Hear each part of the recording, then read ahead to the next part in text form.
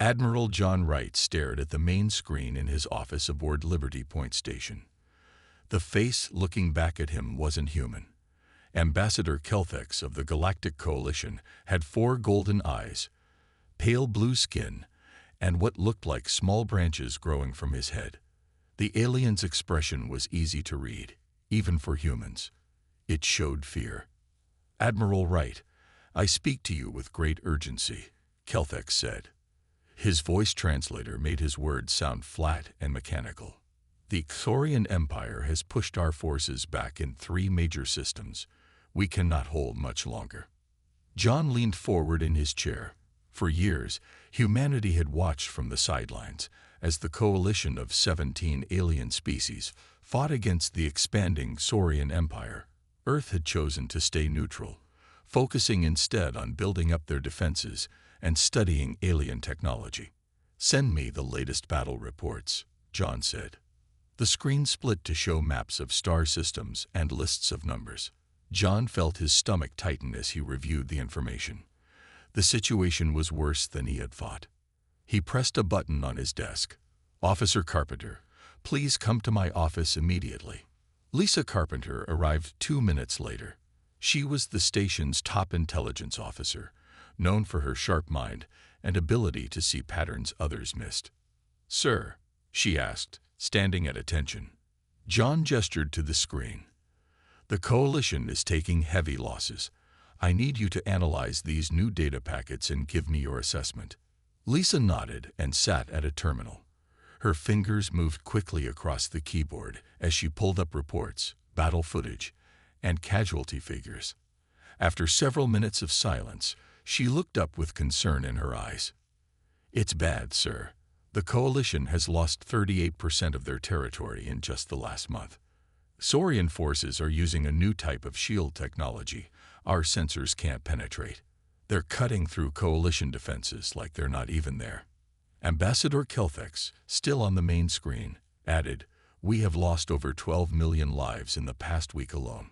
3 of our member species are facing complete extinction." John stood up and walked to the window. From here, he could see Earth below, peaceful and blue. For the first time since humans had joined the galactic community 20 years ago, their world might be in real danger. "If the Coalition falls," John said quietly, "Earth will stand alone against the Xorians." Lisa pulled up another screen. Based on their current rate of advance, the Xorians would reach our solar system in approximately 7 months. John turned back to face the alien ambassador. "Why come to us now?" "The Coalition has always viewed humans as primitive."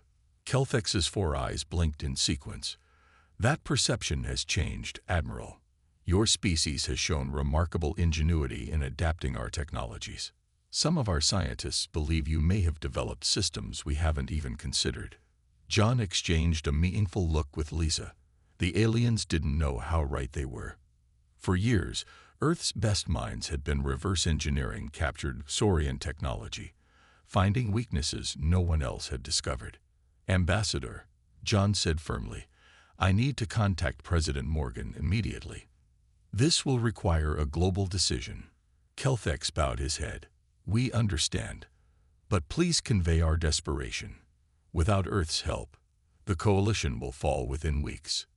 After the transmission ended, Lisa turned to John. "Sir, do you think we're ready for this?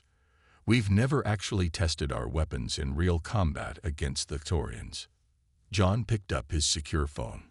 "Ready or not, it looks like we're about to find out. If the President agrees, humanity is going to war." As John waited for the connection to the White House, he felt the weight of billions of lives, human and alien, on his shoulders. Humanity had managed to stay out of this war for years, but that time was over. The next few hours would change the course of galactic history forever. President Abigail Morgan's face appeared serious on the screens around the Global Defense Council chamber. Leaders from every major nation on Earth joined the emergency meeting through secure channels. No one spoke as they waited for her to begin. "Ladies and gentlemen," President Morgan said, "1 hour ago, I received a formal request for military aid from the Galactic Coalition. The Exorian Empire has broken through their defensive lines in multiple systems. Ambassador Kelthex believes they will fall within weeks without our help. General Peter Daniels, head of Earth's Unified Military Command, stood up. His weathered face showed the experience of 40 years of service. Madam President, Council members, I've reviewed the Coalition's battle data. The situation is critical. The Exorians have developed advanced shield technology that Coalition weapons cannot penetrate. The room filled with concerned murmurs. Defense Minister Wu from China spoke up. We have maintained neutrality for good reason. Our forces are untested against Exorian technology. Peter smiled slightly. Not entirely untested, Minister Wu. He nodded to a man sitting quietly at the end of the table. Science Director Alan Ross was responsible for Earth's most secret research programs. Alan stood, adjusted his glasses, and tapped his tablet. A hologram appeared in the center of the room showing a complex weapon design. This is Project Thunderclap, Alan explained. For the past 5 years, we've been studying Exorian shield frequencies. Their new shields are impressive, but they have a fundamental weakness. They vibrate at specific energy patterns that our systems can target precisely. Security Chief Kate Williams leaned forward. We've tested Thunderclap against captured Exorian shield generators. It works. Their shields drop immediately. But is it enough? Asked Diplomatic Advisor Greg Martinez. The Exorian fleet has thousands of ships. We have less than 100. Peter projected a battle simulation. We don't need to match their numbers. Thunderclap will disable their defenses. Then our precision weapons can target their key systems. The Coalition forces can handle the rest once the playing field is leveled. President Morgan studied the faces around her. This would be humanity's first interstellar military action. If we fail, the Exorians might target Earth directly. If we do nothing, Kate countered, they'll be here in 7 months anyway, and we'll face them alone. Ellen brought up another hologram showing small drone-like objects. We also have these. 200 stealth drones equipped with a computer virus that can disrupt Exorian targeting systems. They've never encountered human software architecture. They have no defenses against it. Greg shook his head. The Exorians are advanced. They've conquered 12 systems. Can we really defeat them with computer tricks and shield disruptors? Yes, Peter said simply. They think we're primitive. They know nothing about our true capabilities. The element of surprise is our greatest weapon. President Morgan stood, her decision made. If we enter this war, we must commit fully. There will be no half measures. She looked at each council member in turn. We will take a vote. All those in favor of military intervention, raise your hands. One by one, hands went up around the table and on screens. The vote was unanimous. Then it's decided, she said. General Daniels, you have authorization to deploy the Earth Defense Fleet. We have one chance to turn this war around. Make it count. Peter saluted sharply. Yes, Madam President. I'll inform Admiral Wright immediately. President Morgan looked out the window at the clear blue sky. May God help us all. As the meeting ended, military alerts went out across Earth and to all human outposts in the solar system. Vacation leads were canceled. Reserve units activated. Supply chains mobilized. Humanity was going to war. In his office, Peter picked up a secure line. Admiral Wright, the vote is unanimous. Operation Sudden Thunder is a go. You have 5 hours to mobilize the fleet. The massive hangar bay of Liberty Point Station buzzed with activity. Men and women in blue uniforms rushed to their stations. Cargo loaders moved missiles and fuel cells. Mechanics performed final checks on fighter ships. Admiral John Wright walked through this organized chaos, watching as humanity prepared for war. Admiral on deck. Someone shouted. Everyone stopped and saluted. As you were, John said. Continue preparations. Captain Susan Miller approached him. She commanded the EDF Intrepid, the largest ship in Earth's fleet, and their new flagship. "Admiral, the Intrepid is ready. All systems are green. Crew is aboard and at stations." John nodded. "And the thunderclap systems?" "Lieutenant Powell is making final calibrations now. The technology has never been used in actual combat, but all tests show it will work." They walked together toward the command shuttle. Around them, the first wave of ships began to move out of the hangar into the blackness of space. 5 carrier vessels, 15 destroyers, and 30 support craft, Susan reported, all armed with thunderclap technology. John looked at his watch. 3 hours until deployment. "Let's hope it's enough." On the other side of the station, Lieutenant Eric Powell hunched over a complex control panel. Screens showed energy patterns and wave frequencies. Eric had spent 3 years helping develop Thunderclap. Now the entire mission depended on his work. "Final calibration complete," he told his team.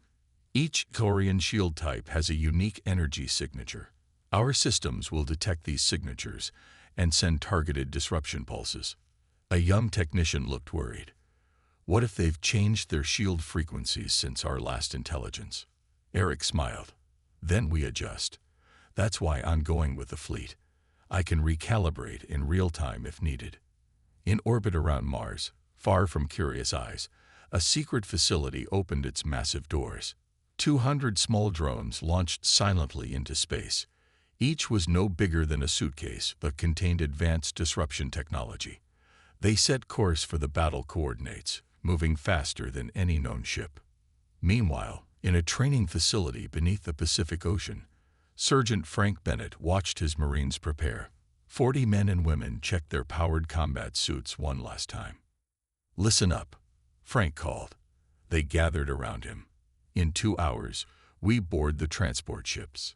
If the Thunderclap works, we may need to board disabled Xorian vessels. If it doesn't work," he paused, "well, then we show these aliens what human Marines can do anyway." The soldiers laughed, but they understood the seriousness of their mission. Human soldiers had never faced Xorian troops directly. The aliens were said to be 7 feet tall with natural armor plating. "Their size makes them strong but slow," Frank continued. "Our suits give us the strength to match them, and we keep our human speed. Remember your training. Work in pairs. Watch your corners." Back at Liberty Point, Admiral Wright and Captain Miller arrived at the bridge of the EDF Intrepid. Crew members worked at their stations, preparing navigation systems and weapons arrays. "This is Captain Miller. All hands report status," Susan ordered. One by one, the department heads responded. "Engineering ready. Weapons systems online. Life support functioning at optimal levels. Medical bay prepared for casualties." Susan turned to John. "Your flagship is ready, Admiral." John took his place in the command chair. On screens around him, he could see the rest of the fleet moving into formation. For 20 years, humans had built these ships, hoping they would never be needed. Now, everything depended on them. "Fleet-wide communication," John ordered. When the channel opened, he spoke clearly and calmly. "This is Admiral Wright to all ships. The Galactic Coalition has stood between Earth and the Xorian Empire for many years. Today, we stand with them. In 5 hours, we will show the galaxy what humanity can do." Right out. The EDF Intrepid's engines glowed blue as it moved forward. Behind it, 51 ships of the Earth Defense Fleet followed, heading toward their jump point and into history. The jump point opened like a tear in space. One by one, the ships of the Earth Defense Fleet emerged into the Proxima Centauri system. Through the main viewport of the EDF Intrepid, Admiral Wright could see the battle already in progress. It wasn't going well for the coalition forces. "Status report," he ordered. Navigation Officer Paul Harris checked his screens. "Jump complete, sir. All ships present and accounted for. We are at the edge of the combat zone." Dr. Olivia Ward, head of communications analysis, listened through her headset. "I'm picking up Xorian battle communications. They're coordinating attacks on the coalition flagship. They've spotted us, but..." She paused, listening more carefully. They're dismissing us as irrelevant. John smiled slightly. Good. That works in our favor. On the main screen, they could see 3 massive Exorian dreadnoughts. Each was several times larger than the Intrepid. They fired strange purple energy beams that cut through coalition ships like they were made of paper. Smaller Exorian vessels swarmed around them like angry insects. Their ships are bigger than ours, Captain Miller said, standing beside John. Size isn't everything, he replied. Officer Harris, plot attack vectors for all 3 wings. Communications Officer Douglas, open a secure channel to the Coalition flagship. Henry Douglas, a tall man with dark skin, worked his console. Channel open, sir. The face of a Coalition commander appeared on screen. He had green scales instead of skin and looked exhausted. This is Commander Zelfar.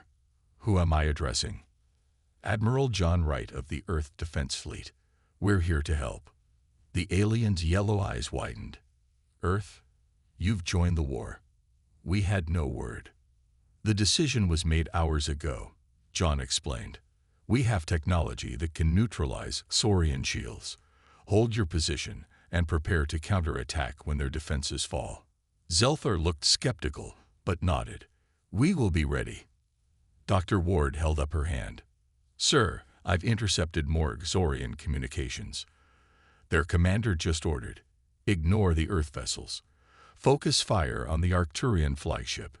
John turned to Susan. They're underestimating us. Let's use that. Captain Miller, you'll lead Alpha Wing directly at their command vessel. Beta and Gamma Wings will move to flanking positions. Susan saluted and headed for the door. It will be my pleasure, Admiral. As she left, Lieutenant Powell called from his station. Thunderclap systems fully charged and ready, sir. Target locks confirmed on all 7 Saurian capital ships. John checked the time. It was 6:55 hours. In 5 minutes, they would make their move. All hands to battle stations, he ordered. Activate defensive shields. Prepare Thunderclap for simultaneous discharge on my mark. Red lights flashed throughout the ship as crew members secured equipment and prepared for combat. Weapons officers loaded missile bays. Engineers diverted power to critical systems. In her fighter bay, Lieutenant Diane Russell climbed into the cockpit of her advanced fighter. Around her, 23 other pilots did the same. Alpha Squadron, this is Lieutenant Russell. We launch in 2 minutes. Our targets are the weapon emplacements on the Exorian command vessel. Once their shields drop, we go in fast and hit hard. From his command chair, John watched as the Coalition forces continued to take heavy damage. Another of their ships exploded in a ball of fire and debris. There was no more time to wait. He pressed the comm button on his chair. This is Admiral Wright to all Earth vessels. The time has come to show the Exorians what humans can do. Commence Operation Sudden Thunder. The human fleet split into 3 formations as planned. On the main screen, John could see Captain Miller's ships heading straight for the largest Saurian vessel. Beta and Gamma Wings moved silently into position, preparing to attack from the sides.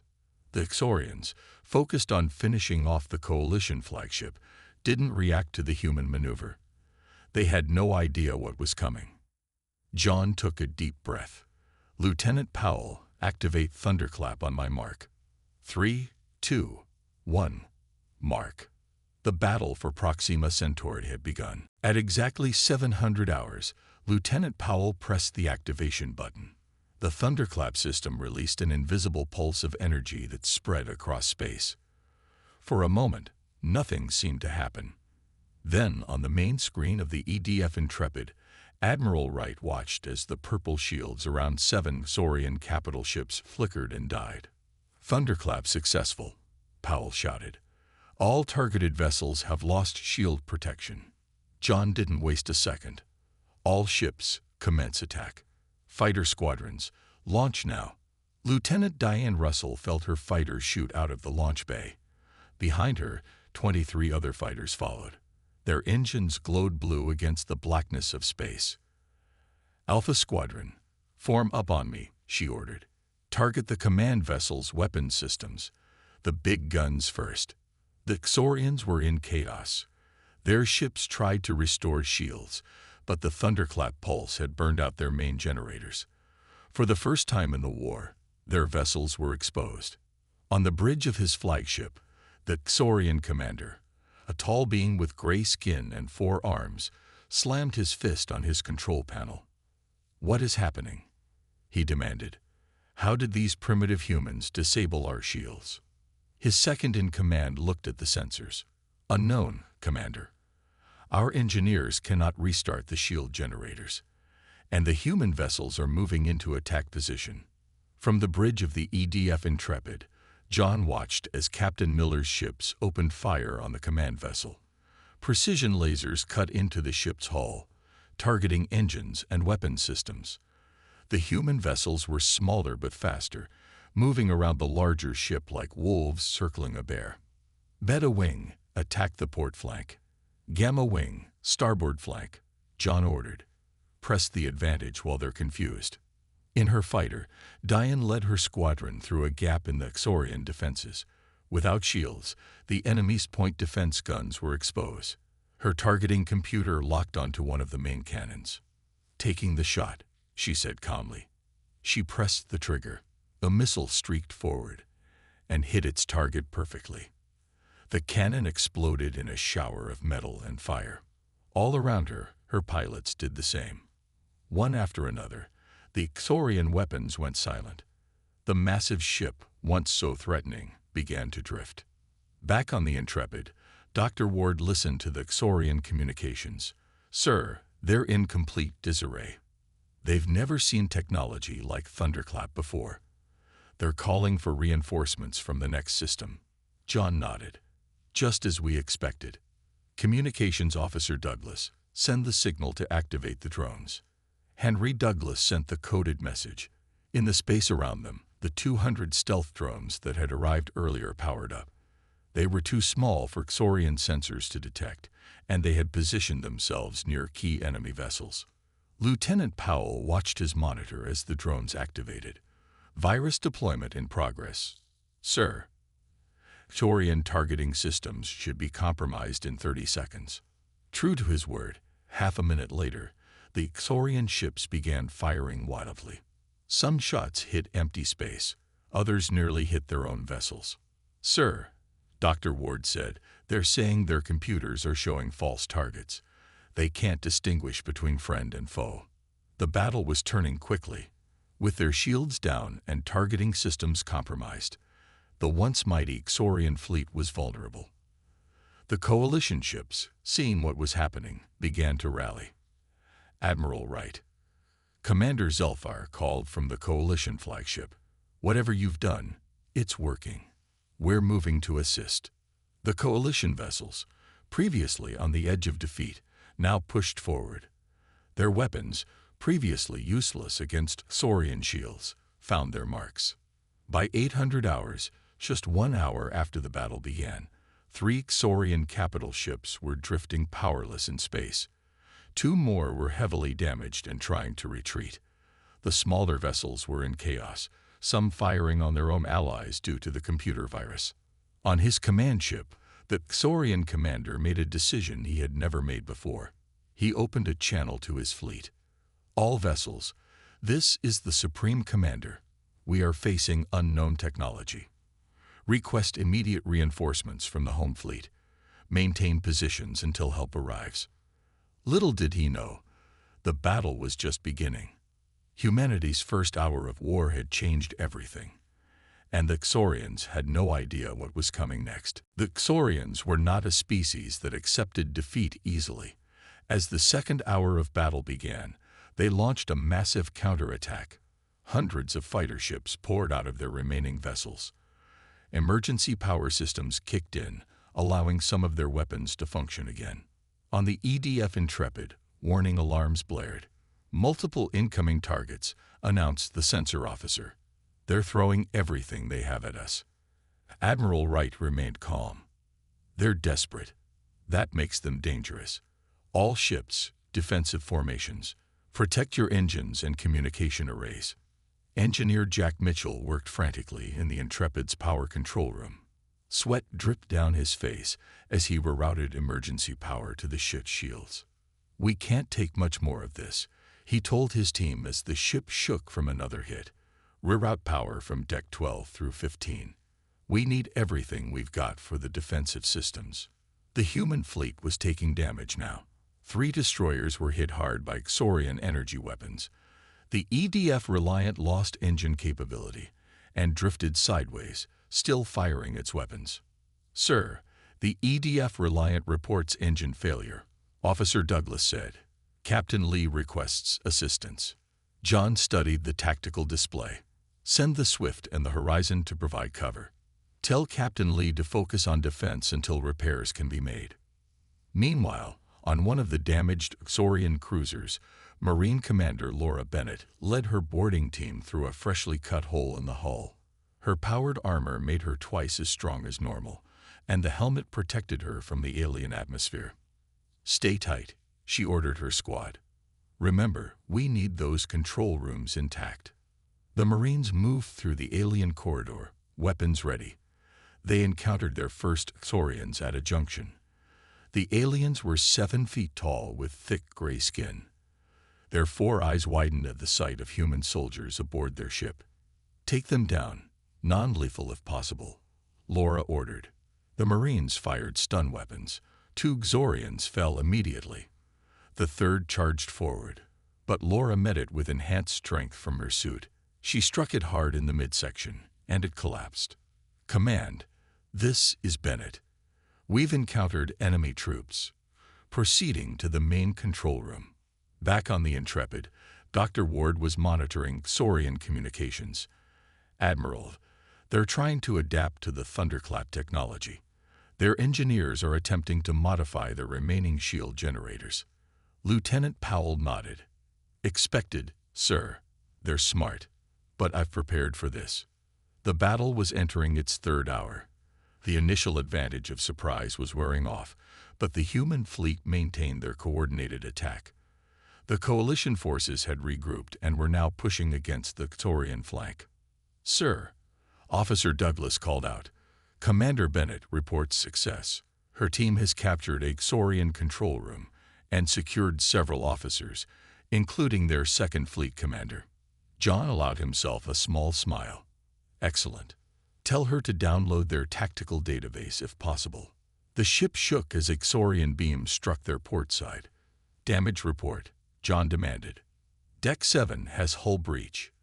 Emergency force fields holding. Medical teams responding to casualties," came the reply. Chief Medical Officer Nancy Cooper worked quickly in the medical bay. Injured crew members arrived every few minutes, but so far, the numbers were lower than expected. "More burn packs," she ordered a nurse, "and prepare Bay 3 for another surgery." She checked her patient list. To her surprise, human casualties were 80% lower than the mission projections had estimated. The thunderclap strategy was working better than anyone had hoped. In space, the virus from the stealth drones continued to wreak havoc on Xorian systems. Their ships fired at phantom targets or froze completely when critical systems crashed. Programmer Kevin Lewis monitored the virus spread from his station on the EDF Swift. "The virus has infected 82% of their fleet," he reported to command. "Their main communication network is down. They can't coordinate between ships anymore." By 900 hours, 3 hours into the battle, the once mighty Xorian attack had faltered. Their counteroffensive had failed to break the human lines. For the first time in the long war, the Xorian Empire was on the defensive. On his crippled flagship, the Xorian commander received terrible news. "Supreme Commander, our reinforcements are delayed. They cannot jump into this system for at least 2 more hours." He looked out at the battle, watching his fleet being systematically dismantled by the humans he had dismissed as primitives. "Then we must hold," he said grimly, "no matter the cost." As the battle entered its 4th hour, the Xorian command structure began to fall apart. Without proper communication between ships, their once perfect formations broke down. Individual captains made desperate decisions on their own, some choosing to fight, while others tried to retreat. On the EDF Intrepid, Admiral Wright studied the tactical display with growing confidence. Nearly half of the Saurian fleet was disabled or destroyed. The coalition forces were pushing forward, emboldened by the human success. "Sir," Science Officer Steve Garcia called from his station, "I'm detecting energy readings from 3 of the damaged Saurian capital ships. They appear to be modifying their shield generators." Lieutenant Powell frowned at his own readings. "They're clever. They're adjusting their shield frequencies to resist the thunderclap pulse. If they succeed, our advantage will be gone." John had expected this. The Saurians were an advanced species after all. How long before they get their shields back online? 30 minutes, maybe less, Hull replied. And our thunderclap systems won't work on their new frequencies without significant recalibration. John nodded. Then we moved to Phase 2. We can't give them time to recover. He opened a fleet-wide channel. "This is Admiral Wright to all Earth vessels. The enemy is adapting to our technology. Prepare for simultaneous EMP deployment. All ships to designated positions immediately." Across the battlefield, human ships moved with practiced precision. They formed a specific pattern around the remaining Saurian vessels. Each ship carried a specialized electromagnetic pulse generator, designed to work together in a coordinated burst. On the Coalition flagship, Ambassador Kelthex watched in amazement. "What are they doing?" he asked Commander Zulfar. "I don't know," the commander admitted. "But these humans have already achieved more in 4 hours than we did in years of fighting. I trust their plan." Captain Susan Miller guided her ship into position despite heavy damage to her port side. "Engineering reports EMP systems ready," she informed Admiral Wright. "We're in position and standing by." One by one, the human ships reported ready. It was a dangerous maneuver. They had to get closer to the Saurian vessels than was safe, making themselves vulnerable to enemy fire. 3 more human ships took serious damage during the positioning. In the medical bay, Chief Cooper worked to save an injured navigator.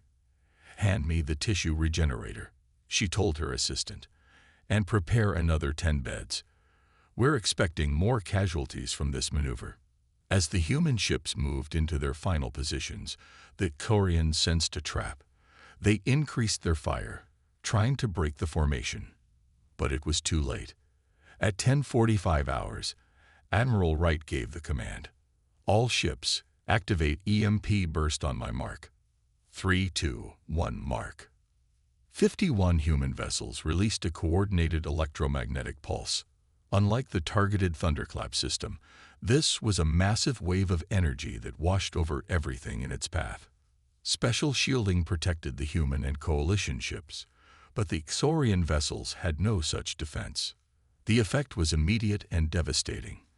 Every Saurian ship in the battle zone went dark. Their engines stopped. Their weapons fell silent. Even their life support systems struggled to function on backup power. Science Officer Garcia monitored the readings. "Complete success, Admiral. All Saurian electronic systems are offline. Their ships are dead in space."